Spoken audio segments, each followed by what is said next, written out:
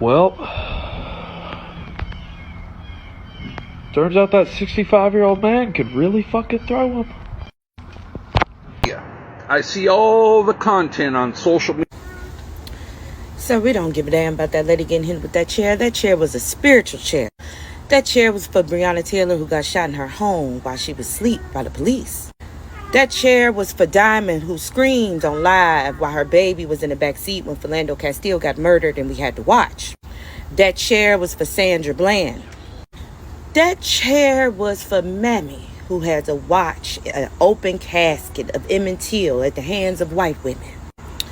That chair was for Trayvon Martin's mother, who y'all paid legal fees for George Zimmerman to get off for killing that baby who was walking home with a hoodie and a pack of Skittles.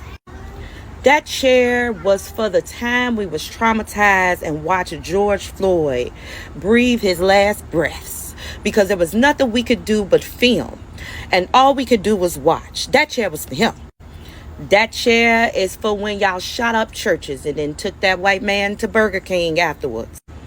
That chair was for y'all voting Donald Trump in and saying it was good people on both sides when they had their little tiki torches.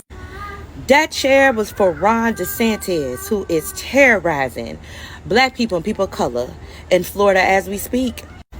That chair was so liberating for us to finally see in real time, us being able to fight back and win against oppressors that have been doing this for centuries, when all we could do was watch. My people joined in on the fight.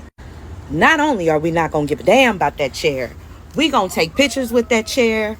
We going to make memes about that chair. We going to put that chair on shirts. That chair is going in museums. Because while you see a black man attacking a white woman with a chair, we see black people being able to overcome and let y'all know that not only are we our ancestors, we are ancestors times 100. So keep fucking around and finding the fuck out.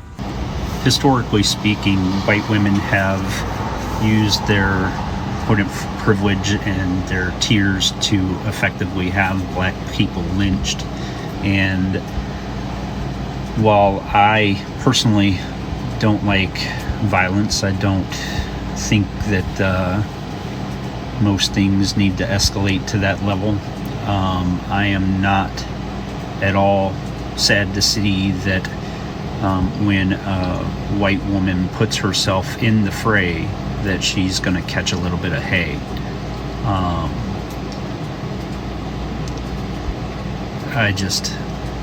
I found myself rooting for the black people in this video from start to finish.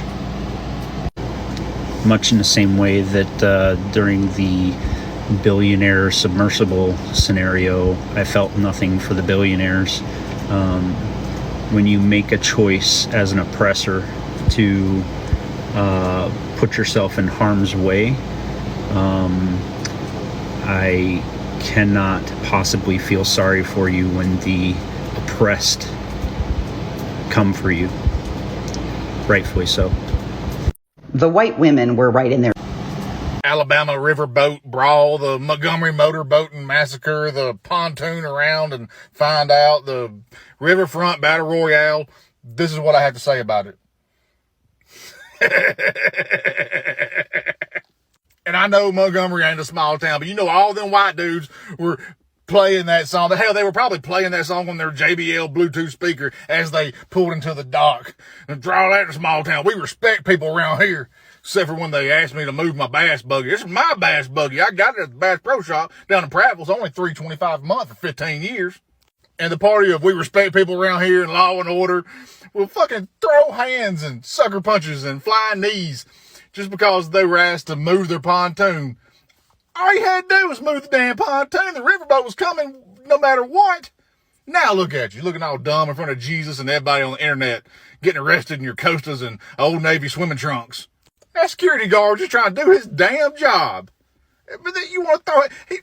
You just move the damn pontoon. Boy, that security guard threw his head up like Bobby Shmurda to get up out my trap house. But then all them dudes are jumping on the security guard because, you know, you can't just have one cul-de-sac redneck take on somebody. But then I saw the dude swimming. I like that dude. That dude is awesome. He's like, hell no, I might be tired as motherfucker when I get there, but I'm doing my damn part. And then that one white lady that got through into the damn water, like the Goonies on the One-Eye Willie ship. The shit was awesome. But then that one dude that hit the guy with the chair, I was like, oh, this is awesome. And then he hit that one woman. I was like, ooh. But at first, I was like, wait, was that a woman? Because, I wasn't sure. I had to go back and watch. I'm not trying to be mean because the woman was kind of built like Mick Foley. And I have seen Mick Foley take a lot of chair shots. But once I realized it was a woman, I was like, oh, come on now. That's too far. Fight over. It was good while it lasted. And they even damn affliction shirt. If it had been the other way around, you wouldn't see all these white folks across the internet.